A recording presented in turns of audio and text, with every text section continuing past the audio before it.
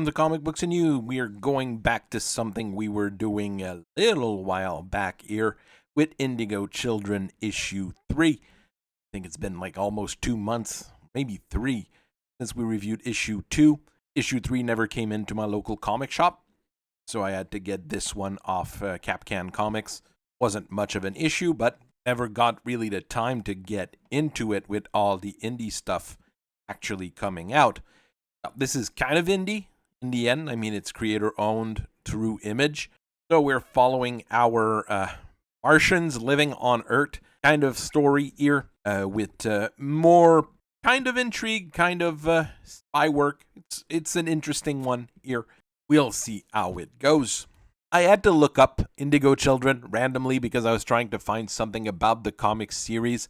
And when I looked it up, I actually found that it's an actual term being used in parapsychology and all those not quite reputable sciences. Apparently, indigo children are children with special, unusual, and sometimes supernatural traits that go in that really new age, new wave style lifestyle. From what I understand, it's the original My Little Timmy is Special, Not Weird from moms all around the world.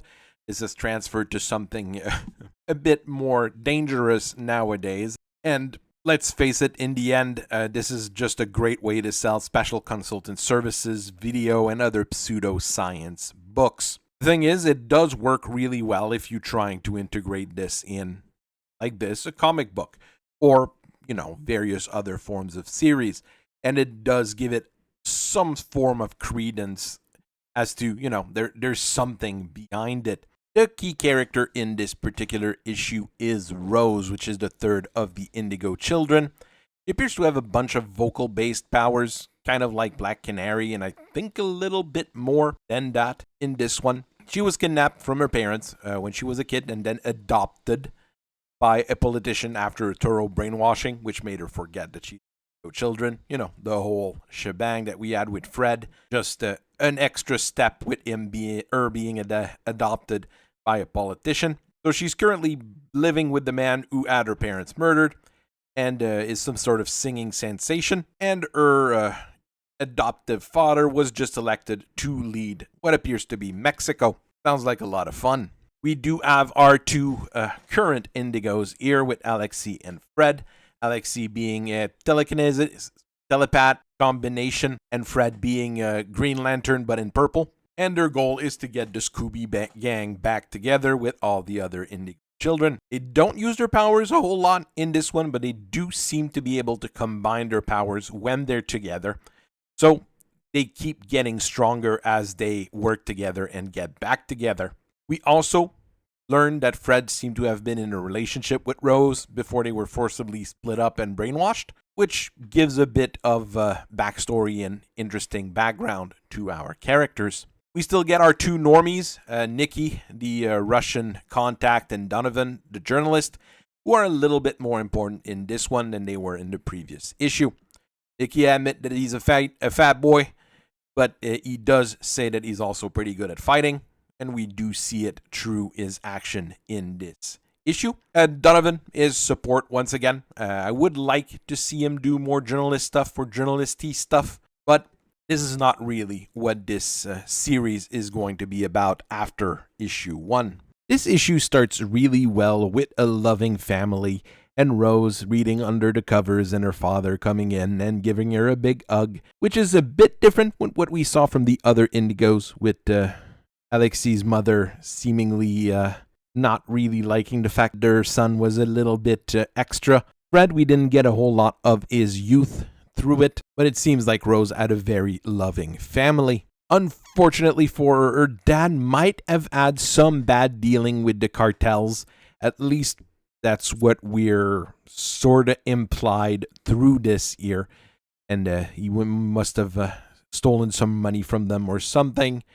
And the cartels show up, execute the rest of her family, and kidnap Rose in order for her to become the daughter of a politician, whose wife can't have children. A very nice story overall. She does get brainwashed like Fred did, more or less, and is apparently now the daughter of the president-elect of Mexico, who seems to love her, and she seems to love him as well, and everything seems to be more or less fine in their universe. Unfortunately, she has a nightmare in the middle of the night, and she wakes up, walks up to her father's room, where we see him talking with the American man who was managing the Indigos in the previous issue. We skip over to our Indigos and their normie friends who are now in Mexico. I mean, it's easy to go from Mexico to the U.S., so it's probably as easy to go from the U.S. to Mexico.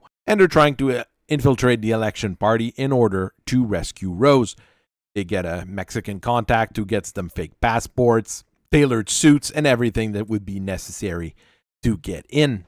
At the party, they decide to basically split the work in two, with Nikki creating a diversion, Donovan keeping an eye out and making sure things are going well, while Fred and Alexei slip on the backstage to try to deprogram Rose. A decent plan altogether, but as with all good plans, well, when it hits the enemy, things go south. Thankfully, they remain in telepathic contact thanks to Alexei, and Donovan is called to go help Nikki as he gets into a fight after he finds the firework supplies for the evening. You get into a bit of a fist fight with some of the guards. We do see Nikki being halfway decent at boxing, at least. While this is going on, Alexei and Fred get to the back stage and meet up with Rose and try to deprogram her pretty much the same way they deprogrammed Fred using Alexei's telepathy, but she has a mental block due to the trauma of her family dying. Fred decides to take matters into his own hand and talks to her and decides to kiss her, which breaks the programming through this actually really nice flashback page. It's actually the best panel work we've got in this entire series up till now, at least. I really like how it's set up here. The president-elect gets a note that there's something going on and he needs to evacuate. Rose catches up with him and calls him a murderer. They sick their own guards at them, but the other Indigos start using their power and get rid of the enemies. Rose decides to enlist the help of the other two and trap the president in a thought prison where all of his victims and people he caused the death of will haunt him for the rest of his life. Pretty nasty punishment, but probably fitting. As the whole thing is going on, they ran off. They meet up with the other two normies and decide to go to Kabul to rescue their next friend, Abdul. The American anti-Indigo leader decides to call the Japanese, as he had said in the previous issue, and we are introduced to the Japanese Indigo, who works for the bad guys and uses his power to murder a whole bunch of people. So we know he's a bad guy, I guess, but the other Indigos also murdered a bunch of people. And never mind. Overall, this is a nice middle of the story. I mean, this is a 6-book arc. I've just finished reading it today. It ends on a cliffhanger. We'll get to it when we get to that particular issue. It's interesting overall, and it's nice to see people working together. There's all sorts of diversity in this particular comic, but it's very organic, very much like what you would see back in the good old days when things were actually written fairly well. So this is quite enjoyable. Except for issue 1, the covers for the series really haven't been all that great. The second one just had some weird Fred in the middle. This one has little Rose and the evil politician in the back, even though he didn't look like that when she was that age. It's not super great in terms of the cover art, in my opinion, at least not to attract the eye outside of the nice clash of color. The branding for Indigo Children is also extremely weak. I mean, it's literally letters. There's no fun to it. There's no weirdness to it. I'm not sure what it's meant to attract as far as the reader goes. It just doesn't really catch as it should. This is a very bande dessinée style book, in my opinion, in terms of the covers, in terms of the content even, and the art used in it. Those covers is something that I would expect from Les Humanoides or Lombard, more than Image or American comics in general. Is that a really bad thing? Maybe not, but I'm not sure the covers would drive the sales, except for issue 1, which was also the issue that was very different from the rest of the series. It's a little bit weird.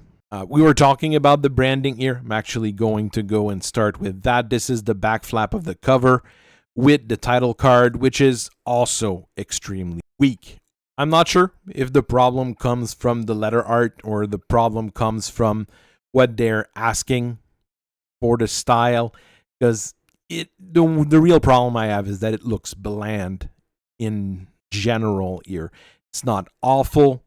It's readable. That's a good start, but kind of weak and not something that would drive sales, like I keep saying. Funnily enough, this book is a bit longer than your regular floppy. It's 32 pages, so more or less your regular length for older comics rather than more modern floppies. The quality of the paper is also a little bit higher than what you have in the standard regular DC fare or Marvel fare, but it's not top of the line like what we have in some of the other indie books.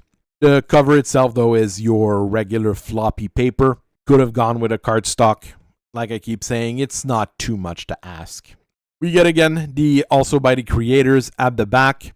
Still not sure if I'm super motivated to get those titles. I am motivated to get the sequel to Indigo Children when it hits, but we'll see how that goes.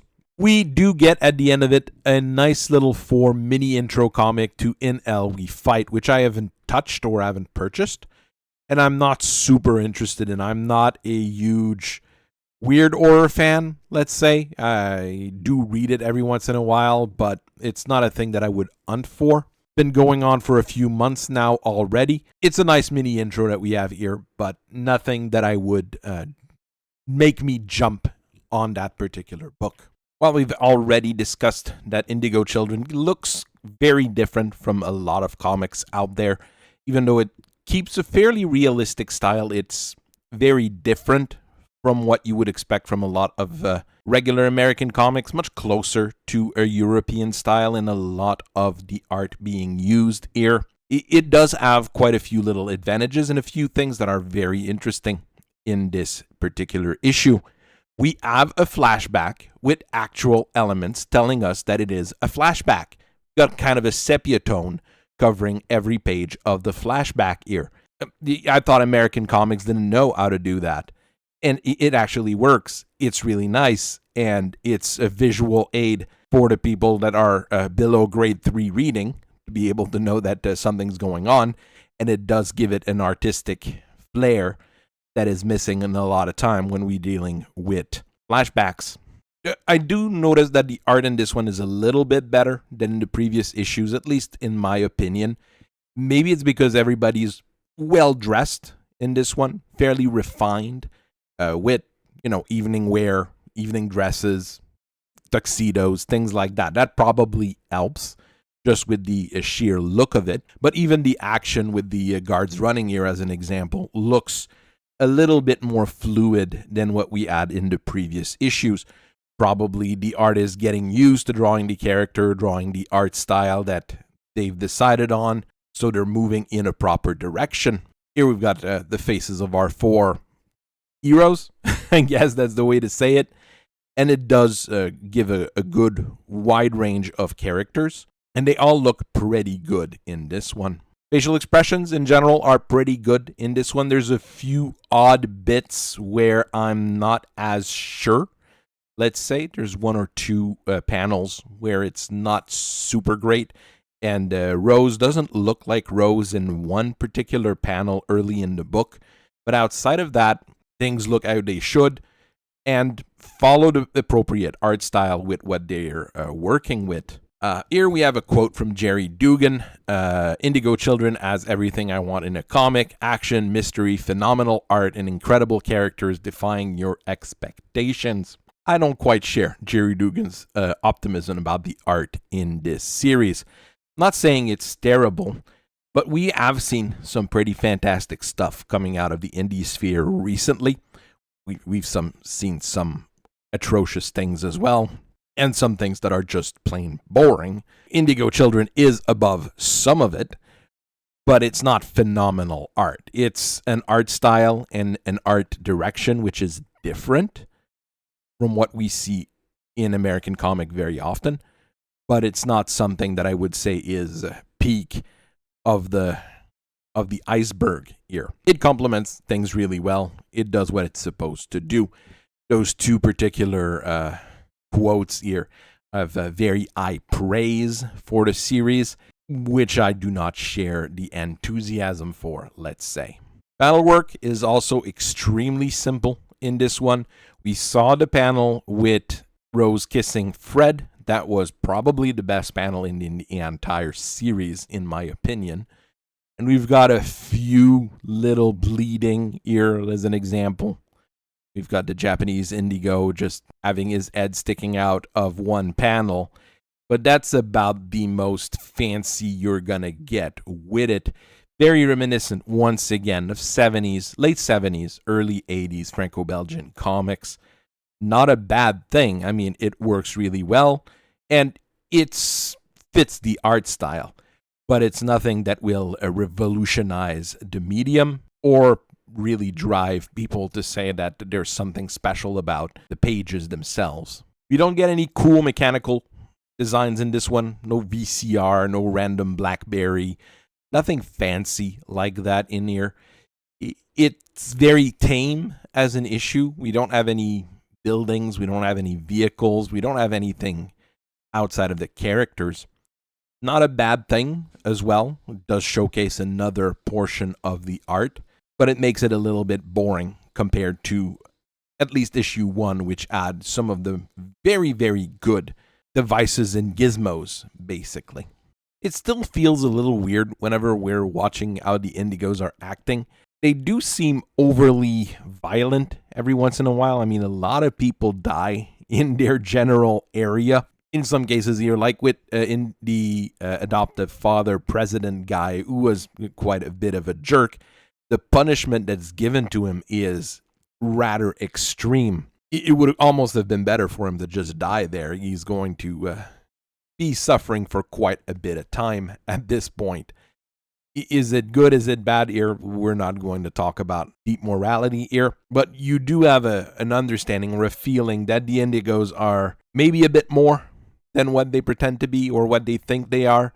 It's hard to determine, even after having read forward sometimes. The characterization of Rose through this one is really good overall. She is very endearing as a character, and she's probably the Indigo that suffered the most up until now. We haven't seen Fred suffer all that much, honestly. Alexei, well, yeah, he was trapped in a KGB FSG prison, more or less, but he was free to roam around more or less within the confine of that area. He didn't have his entire family killed and forcefully being adopted by someone else. You do feel very bad for Rose throughout this story. It's also pretty good overall that Fred and Alexei don't simply tear through the entire presidential palace and do go with a fairly stealthy approach to the whole affair, even though at the end it turns out bad for security guards. Their base plan was not to reach that particular level. They also seem to care about Nikki and Donovan throughout this story, even if they don't have powers and are not directly part of their little clique of Indigo Children. They do seem to consider them as important members of their teams, and they help them out with their own powers and to make sure that they're not in harm's way more than necessary. Outside of that, we get no real progression of the backstory of our heroes or their overall goal in this one. We are not 100% sure what the whole deal is still in this particular issue. We had a little bit in the first issue. The second issue, we had tiny hints here and there with Fred. And this one here is really a character piece built around Rose. There's no real hook to keep us invested unless we really like the characters.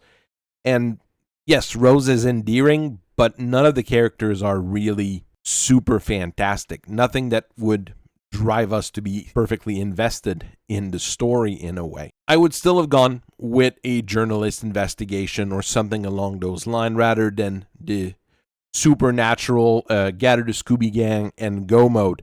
I do feel that issue 1, in this case, was kind of a bait and switch.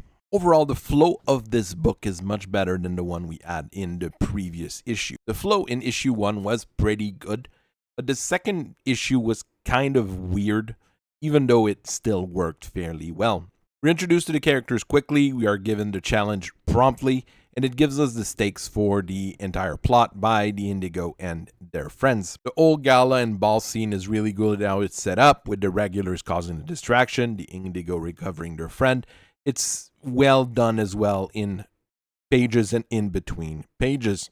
We have that little love story between Fred and Rose, which is simple and quickly set up here, but it works well within the plot, and it doesn't feel rushed or tacked on. It just feels like something that's organic within the story. Overall, this is an odd bird. I want to see where this is going to go and finish the series, but I don't have that appetite where I'm going to jump on it as soon as it comes out.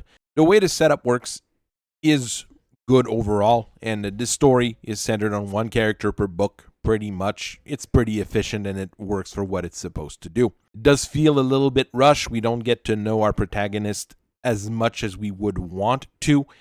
Probably would need to double the number of issues if we wanted to have something better in this, or it might be me being too used to manga where character development is far more central than in American comics. We complain often about diversity in comic a whole lot, but in this one, everything feels really organic and not forced, at least up until this issue. Once we reach the further issues, we might have a different talk, obviously. For anyone interested in something a little bit weird or a little bit esoteric, different at least, this might be a good one to grab. Either as a trade paperback when they do one, or if they do one, or if your local comic shop has some laying around. They've been at the at least third print of issue 1 and issue 2, so it's been selling fairly well. So you can expect to see it every once in a while, and maybe even some people talking about it. So I hope you guys enjoyed the video today. Keep on reading comics, keep on enjoying them. I'll keep on reviewing them and analyzing them, and I'll see you guys later. Bye-bye.